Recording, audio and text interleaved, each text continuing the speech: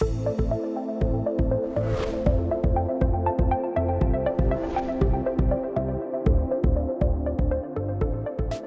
the last video we learnt that when we apply a certain RF or microwave pulse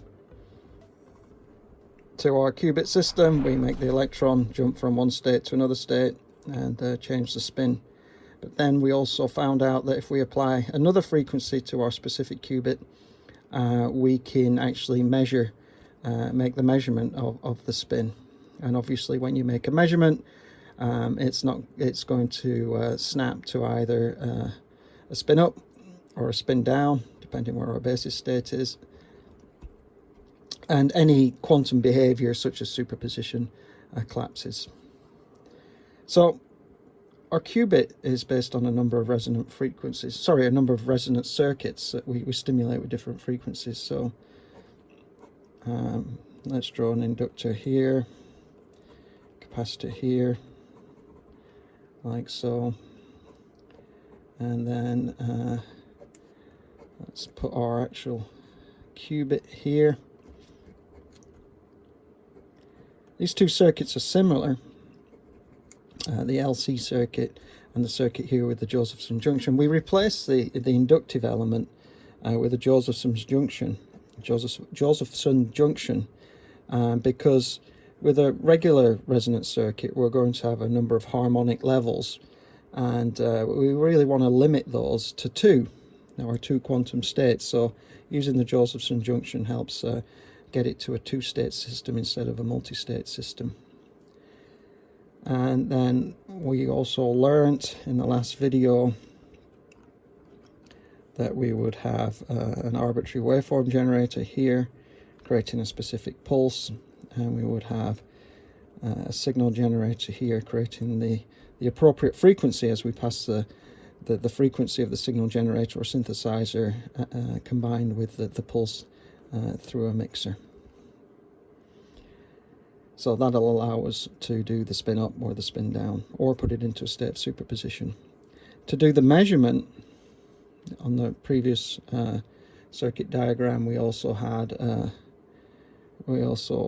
added a circulator, some amplification, a mixer, another synthesizer, and some kind of detector to detect the level, or the up frequency shift, down frequency shift, or the phase shift, depending on how we want to do it. And we also had another signal generator here as well. Let's put all these to ground, which fed us with the which gave us the measuring frequency or measuring pulse that went into this circuit. The other thing is that we have some amplification here, and if we look at it, a lot of this is within the dilution refrigerator. Amplification is always better in the dilution refrigerator. Our noise power equation is KTB, so the lower we make T, the better measurement we're going to get, or the lower the noise is going to be, so we can make this quite sensitive measurement. So let's go through this again. To make the electron jump from one energy state to another energy state, or make it spin, go from one spin state to another spin state, we, as we said from the beginning, apply a certain frequency pulse to our resonance circuit, and that creates that.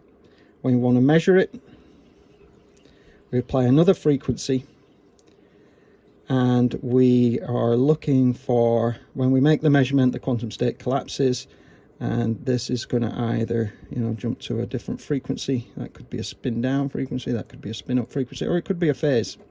Let's mark that axis frequency, and this axis would be amplitude. So in reality, when we look at a qubit such as a transmon, it's essentially a bunch of resonant oscillators, maybe sitting within a cavity oscillator. And what we're trying to do is create different types of resonance to stimulate our electron either to spin up or spin down. So in the next video, we're going to take this concept now, and we're going to look at beyond superposition. We're going to look at entanglement which is another key feature that differentiates a quantum computer from a classical computer. And this really is where we'll work with multiple qubits now. So we're going to look at a multiple qubit circuit. Tabor Electronics, a high-end, world-leading signal source company.